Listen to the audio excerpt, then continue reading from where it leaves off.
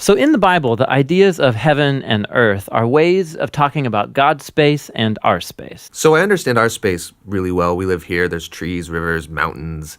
But my understanding of God's space gets a little fuzzy. And what we do get in the Bible are images trying to help us grasp God's space, which is basically inconceivable to us. So these are two very different types of spaces. Yes, they're different in their nature, but here's what's really interesting is that in the Bible, these are not always separate spaces. So think of heaven and earth as like different dimensions that can overlap in the same exact space. So we talk a lot about going to heaven after we die, but this idea of heaven and earth overlapping, we don't talk a lot about that. Which is kind of crazy because the union of heaven and earth is what the story of the Bible is all about. How they were once fully united and then driven apart, and about how God is bringing them back together once again. So let's go back to the beginning, where heaven and earth, they're completely overlapping. Yeah, this is what the Bible's description of the Garden of Eden is all about. It's a place where God and humanity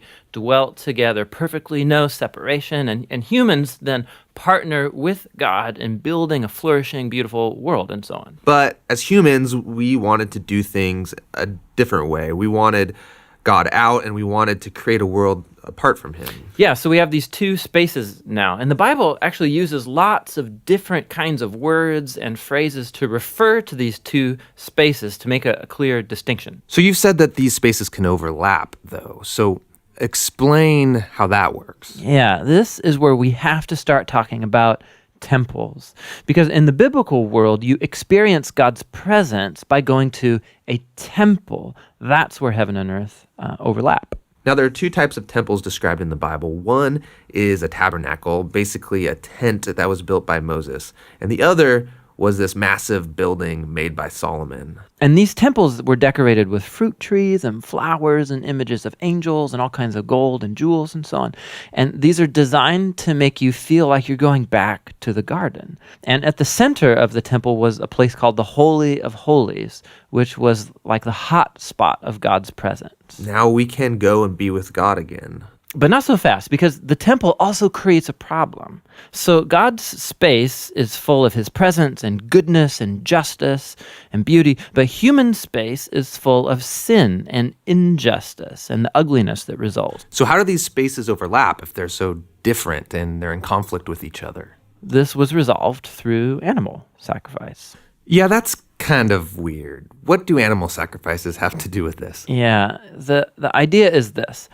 Animal sacrifices, somehow they absorb the sin when the animal dies in your place. And it creates a clean space, so to speak, where you are now free to enter into the temple and be in God's presence. Okay, so if I'm an Israelite and I live in Jerusalem, I might be able to be in God's presence. But you said the story of the Bible is all of heaven and earth reuniting.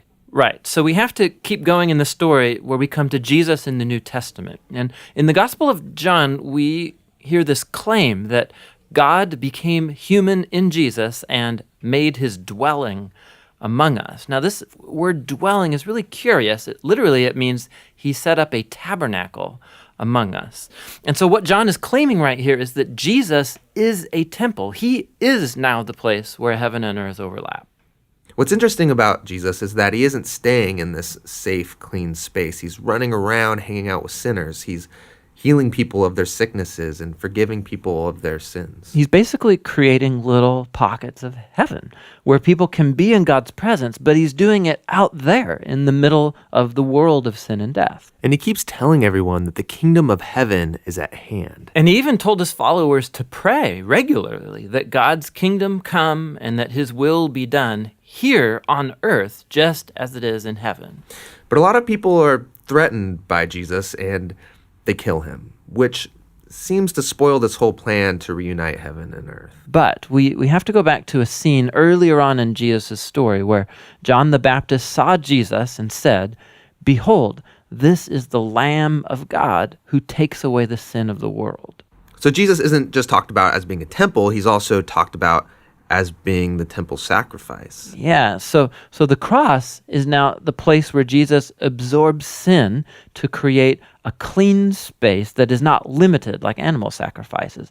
Jesus' sacrifice has the power to keep spreading and reuniting more and more of heaven and earth. And this is all really great, but it leaves one big question in my mind, which is, what happens when I die? Don't I just fly over to God's space to be with Jesus? Yeah, so a few times in the New Testament, we learn that Christians will be with Jesus in heaven after they die, but that is not the focus of the Bible story. The focus is on how heaven and earth are being reunited through Jesus and will be completely brought together one day when he returns. So in the book of Revelation, we get this beautiful image of the Garden of Eden, now in the form of a city, coming to end the age of sin and death by redeeming all of human history in a renewed creation. And God's space and human space completely overlap once again.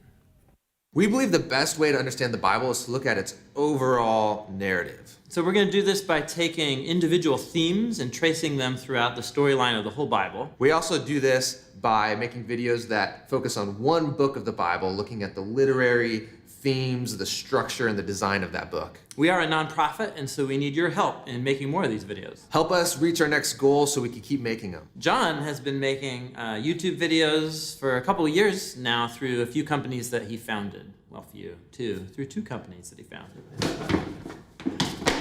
You can also download full resolution versions of these videos, or like discussion guides and study guides, all that kind of stuff for free at jointhebibleproject.com.